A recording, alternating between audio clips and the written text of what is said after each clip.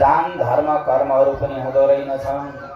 अनि त्यो कलियुगको कारणले गर्दा जहाँ जहाँ यज्ञ हुँदैन, जहाँ जहाँ मन्त्र जप हुँदैन, जहाँ यज्ञ अनुष्ठान आदि कमी हुँदै जान्छ, तब तब मान्छेको अब सोच्ने शक्ति पनि घटेर जाँदो रहेछ। अहिले सुनेका कुरा एकैछिन पछाडि बिर्सी जाने। अनि यसरी भन्छन् नि, मेमोरी भन्छन् क्या हो कि अहिलेको भाषामा।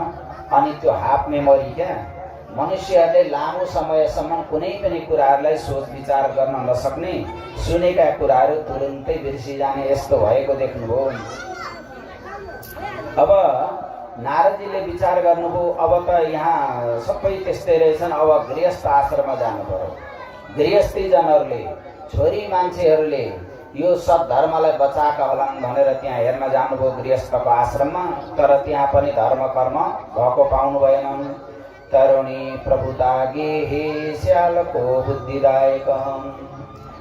अब त्यहाँ जाँदाखेरि नारदजीले कस्तो अवस्था देख्नुभयो भने, घरमा छोरी चेली हुर्के भने पैसा लिएर व्यापार गरिदिँदा रहेछन्। अनि त्यसबाट आएको सम्पत्तिद्वारा आफ्नो गृहस्थ आश्रमको जति पनि व्यवहार हो त्यसलाई धान्दा रहेछन्। त्यति मात्रै कहाँ हो र, आफूले घरमा कुनै यज्ञ यज्ञादि कर्महरू गर्नु पर्यो भने पहिले ससुराली जान्छन् अरे परामर्श लिन। यो कलियुगमा त्यस्तो हुन्छ अरे।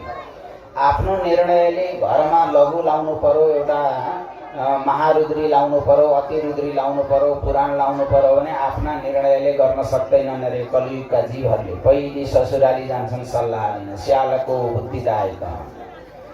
अनि ससुराली जाँदाखेरि साला जेठानले हुन्छ हुन्छ लो लगाउनु पर्छ भनौ भने त्यो घरमा कार्यक्रमहरू भयो। जब त्यो ससुरालीबाट चाहिँ हुँदैन, यस्तो बेलामा गर्न हुँदैन भनौ भने त्यो घरमा कर्म नै भएन।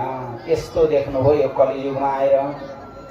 श्यालको बुद्धिदायक, सल्लाहकार भनेको ससुराली हुन्छन्।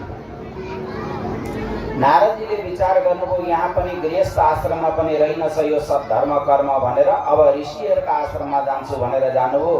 ऋषिहरूका आश्रममा जाँदा पनि जोगीहरू भएका छन्, खरानी घसेका छन्, लट्टादारी पालेका छन्। तर भगवानको भक्ति, यज्ञ, अनुष्ठान, ध्यान, धर्म, तपस्या आदिहरू भनेको कसैमा पनि रहेनछ। न योगी नैव सिद्धो वा न ज्ञानी सकियो नरः। योगी जनहरूमा पनि त्यस्तो खालको अवस्था देख्नुभयो।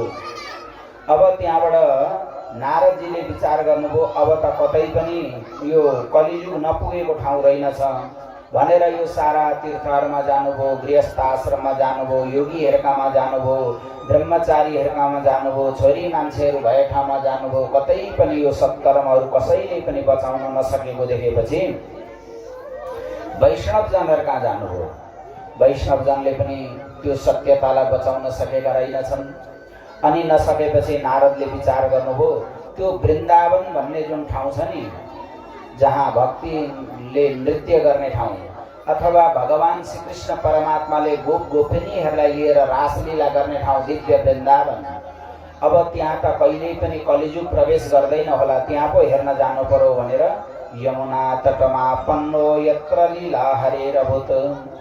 यमुनाजीका तटमा त्यो वंशीवट भन्ने ठाउँ, त्यो वृन्दावनमा, त्यहाँ चाहिँ पक्का पनि यो कलियुग प्रवेश गरेको छैन होला, त्यहाँ जानु पर्यो भनेर नारदजी घुम्दै घुम्दै नारायण नारायण गर्दै त्यो ठाउँमा पुग्नुभयो। त्यहाँ गएर यसो हेर्दाखेरि त अब त्यहाँ त झनै कलियुग त पहिले नै गएर प्रवेश गरिसकेको रहेछ। कस्तो देख्नुभयो त्यहाँ दृश्य भने, एउटी युवती रहेछन्। त्यो युवतीका नजिकमा दुईटा बुढा बुढा पुरुष रहेछन्, दाँत पनि फुक्लेका, केश पनि पाकिसकेका। अनि ती युवतीका नजिकमा ती लडिरहेका रहेछन्। ती युवती चाहिँ बडो विलाप गर्दै रहेछन्, तिनका नजिक बसेर रोँदै रहेछन्। नारदजीले परैबाट त्यो दृश्य देख्नुभयो।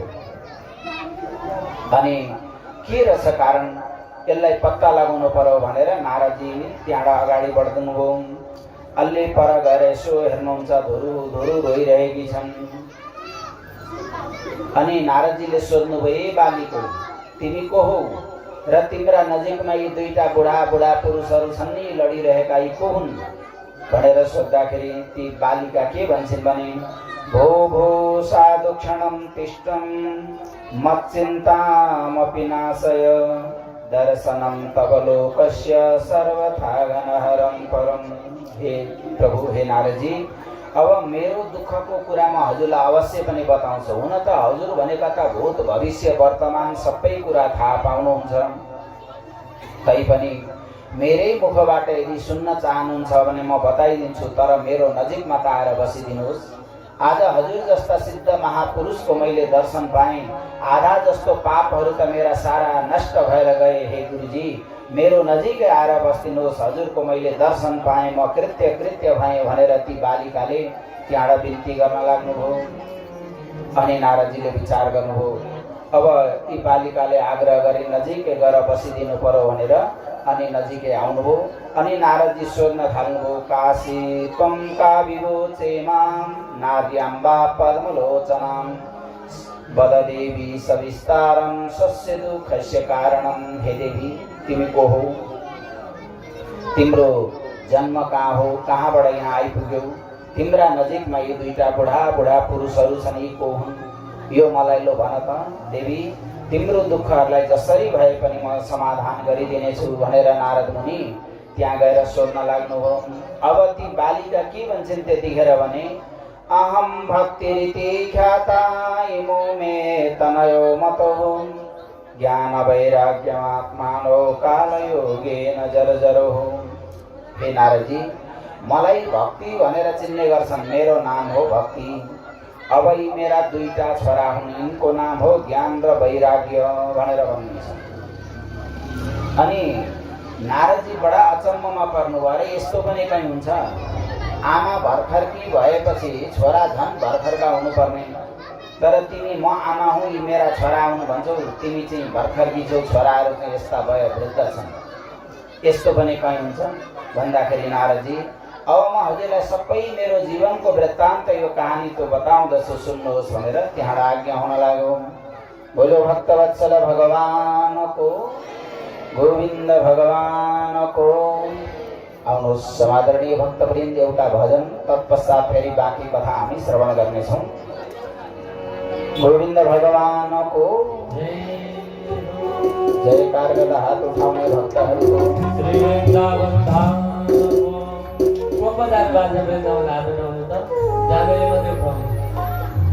एकजना, दुईजना, तीनजना, चारजना, पाँचजना, छजना, सातजना